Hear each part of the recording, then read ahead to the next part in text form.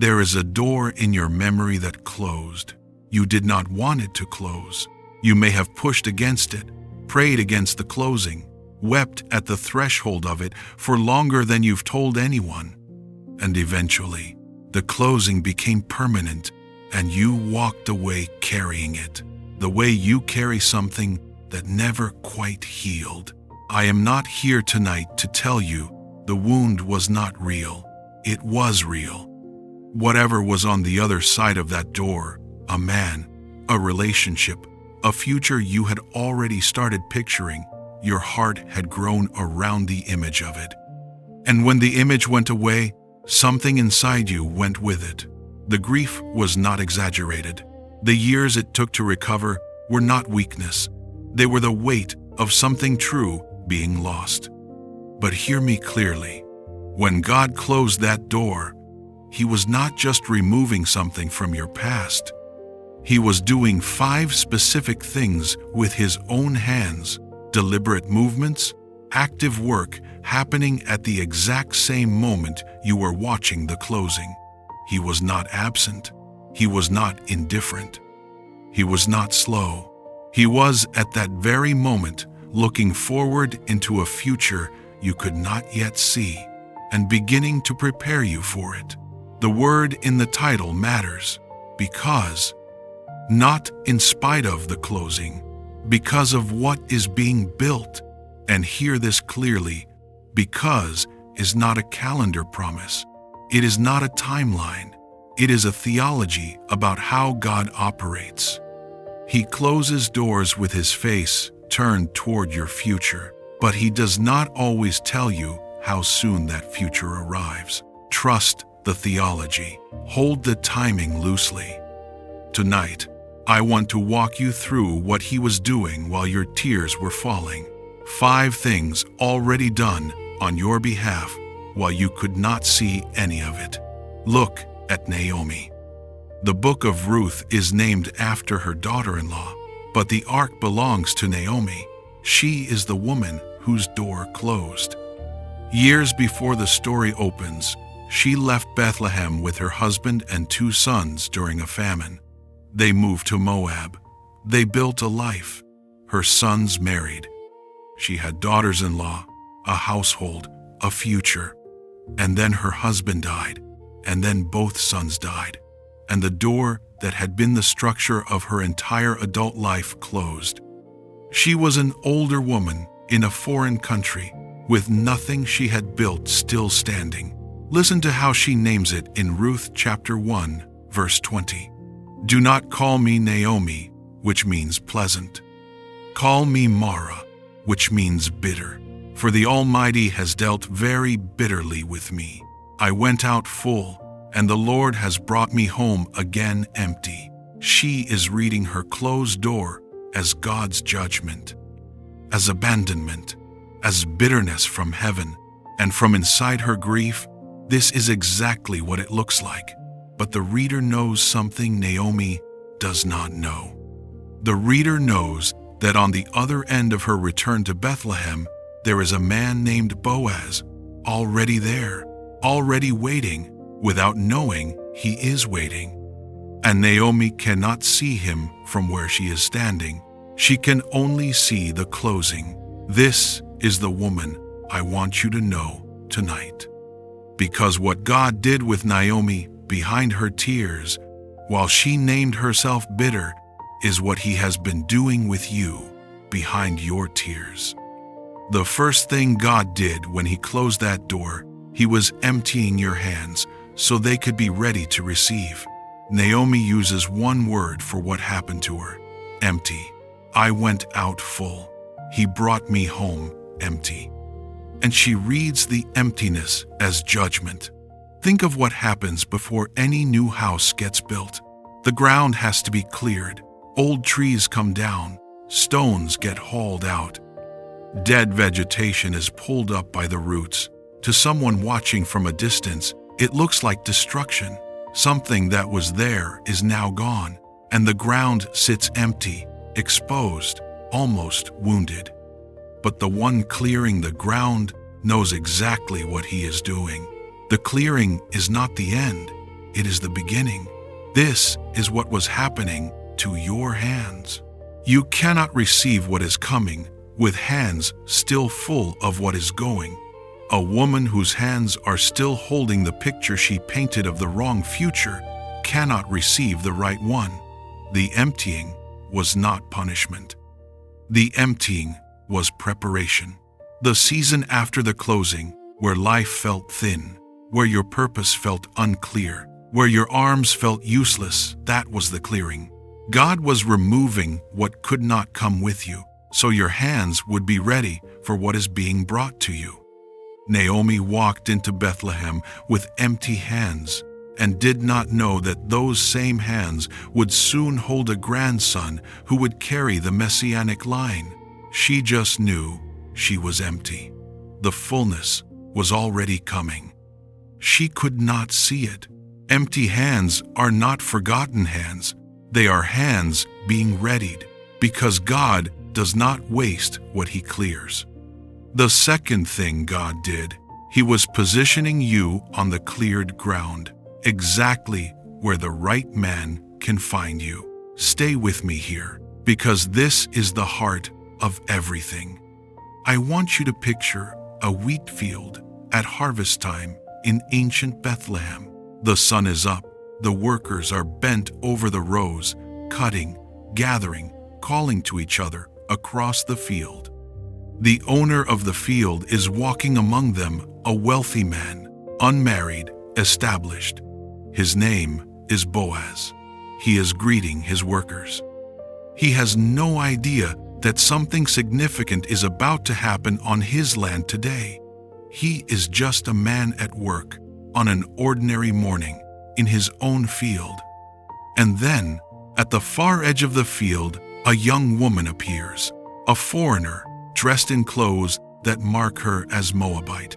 She is gleaning behind the workers, taking what is left. She does not know whose field this is. She just needed to glean somewhere, and this is where her steps brought her. Look at Ruth, chapter 2, verse 3. She happened to come to the part of the field belonging to Boaz. Stop on that phrase. She happened to come. In the Hebrew, this is one of the most weighted phrases in the entire Old Testament. The narrator is winking. On the surface, it sounds like coincidence, but nothing about this was coincidental. God had been moving Boaz, Naomi, and Ruth quietly, faithfully, with millimeter precision toward the exact field, on the exact day, at the exact moment when the meeting could happen. Beloved, hear this and let it land somewhere deeper than your mind. The man God is bringing into your life is already alive. He is somewhere on this earth right now. He is in a city. He is in his own season of preparation. He has his own closed doors, his own clearings, his own movements forward. And God is moving both of you toward the same field. The world may call it coincidence. Heaven calls it positioning. The closing of your door was part of that positioning. The job that did not work out, the city you had to leave, the friendships that shifted. Each one was a hand on your shoulder, turning you, angling you toward the field where the meeting will happen. What felt like loss was alignment. What felt like delay was direction. The cleared ground you are standing on is not random ground. It is the ground where the new house is rising. The third thing God did, He was stopping you from settling for less than you were promised. There is a part of Naomi's story most teaching skips. When she is on the road from Moab to Bethlehem, she stops. She turns to her 2 daughters-in-law, and she tells them, with as much gentleness as her grief allows to go back, return to Moab, find new husbands there. She does not believe Bethlehem holds anything for them. She is, in this moment, trying to facilitate their settling. Orpah listens, she turns, she walks back to Moab, and there is a piece of Naomi that understands the retreat. Because settling is easier than walking into the unknown. Ruth refuses. Where you go, I will go. She stays on the road into the uncertainty toward the field where Boaz is waiting. Beloved, your closed door was God's hand preventing your own retreat. You would have stayed. If the door had not closed, you would have built a life inside the wrong future, not because you were foolish, but because you are human, and because you had already invested love, and because love makes us willing to settle for almost anything that resembles what we wanted. This was not weakness. This was love trying to honor what you had already invested. And the right person in the wrong season is still the wrong person. God's hand on your closed door was God refusing to let you walk back into Moab. He was clearing the ground of the lesser house you were about to build. The saving was grace, even when it did not feel like grace. And hear this carefully. For some of you, the door that closed was a relationship that was harming you, that was unsafe, that was breaking something in you that should not have been breaking. Beloved, the closing of that kind of door is mercy in itself, regardless of what comes next. Your safety was the reason. Anything God builds beyond that is gift, not condition. The grace was the closing.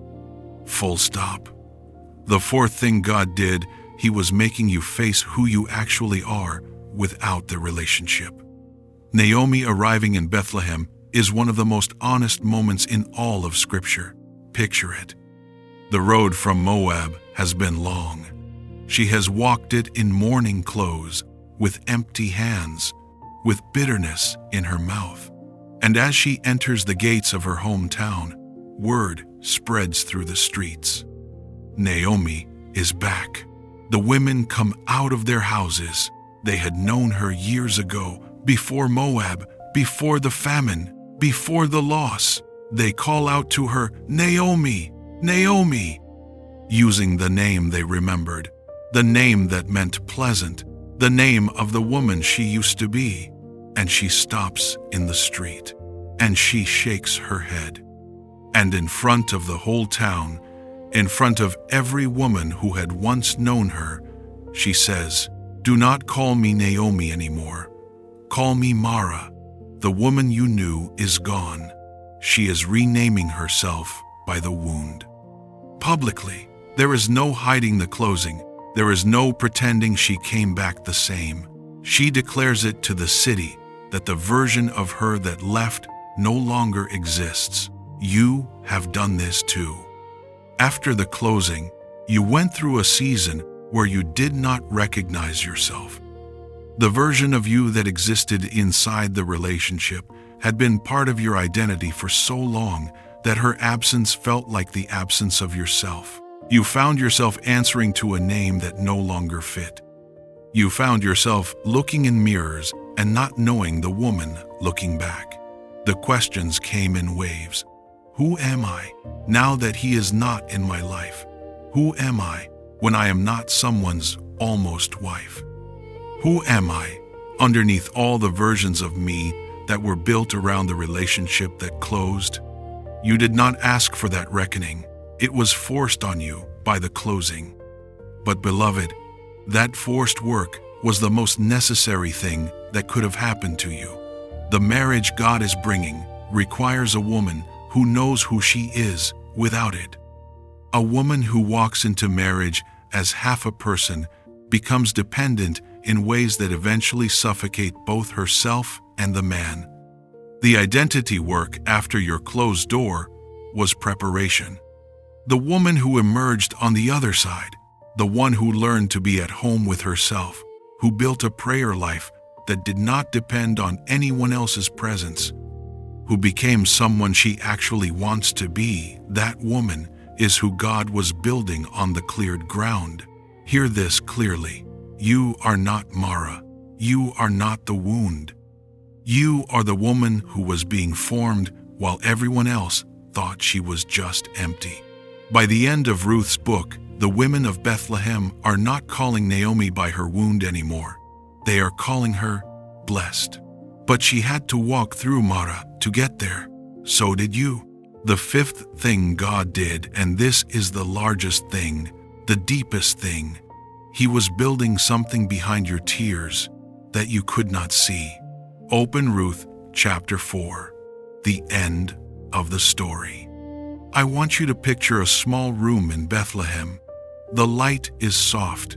An old woman is sitting on a low bench, and on her lap is a baby boy. His name is Obed. He is her grandson, but in the way of Hebrew families, she is being treated as if he is her son. The neighborhood women come in, one by one, and they say something Naomi never thought she would hear again.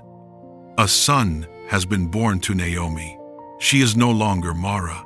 The bitterness has been replaced by a softness that is showing in her face. She looks at the baby on her lap, and she does not know that this baby will be the grandfather of King David. She does not know that from this baby's line, eventually, will come the Messiah himself. She does not know any of this. She just knows that this baby is real, that her hands are no longer empty, that the future she could not see when she left Moab is now, quietly, sitting on her lap. And yet listen to what is happening here. The woman who renamed herself Mara is holding the lineage that leads to Jesus Christ. The empty hands are full. The cleared ground has become a house. The bitterness in her mouth has been replaced by the breath of a child she did not earn and did not expect. Beloved, this is what God has been doing behind your tears. While you watched the door close, while you named yourself bitter, while you could not see anything forward, He was beginning a construction project whose dimensions you cannot yet measure. The full scope of what He is building through your story, you may not see in this lifetime. You may see pieces, the marriage, the family, the ministry, the woman in the seat next to yours one day who will tell you that something about how you survived your closed door was the very thing that helped her survive hers. But the full picture is larger than your imagination is currently equipped to hold. The closing was not the closing. It was the first movement of a foundation being laid. And Revelation chapter 3 verse 7 says that Christ Himself is the one who opens and no one shuts, and shuts and no one opens. The hand that closed your door is the same hand bringing your future. Not two different gods, the same hands, the same faithfulness, the same face turned forward. So hear what was happening while you wept. He was emptying your hands. He was positioning you on cleared ground. He was stopping you from settling. He was making you face who you actually are. And He was building something behind your tears, whose dimensions are larger than anything you would have designed for yourself. This is not abandonment. This is not punishment. This is forward-looking grace. The thumbnail of this video says, "Don't go back." Hear it gently, not because going back is forbidden, but because the cleared ground is exactly where the new house is rising. If you turn around to grieve the clearing, you miss the building. So if your hands still feel empty, keep trusting. If the building is still invisible, keep believing it is real. If the door has stayed closed, keep walking forward, because the same hands that placed Obed on Naomi's lap are laying a foundation under yours. You are not in the ending. You are in the foundation. And the house that is rising on this cleared ground is more than you have yet been shown. If this word gave you peace tonight, write one word in the comments: forward. Not as performance, as a witness to yourself that you are not going back. and send this to a sister still standing in front of a closed door. Tell her the closing was the foundation. Tell her the building is real. And if this message blessed you, remember to like, subscribe, and share so others can be strengthened by the Word of God.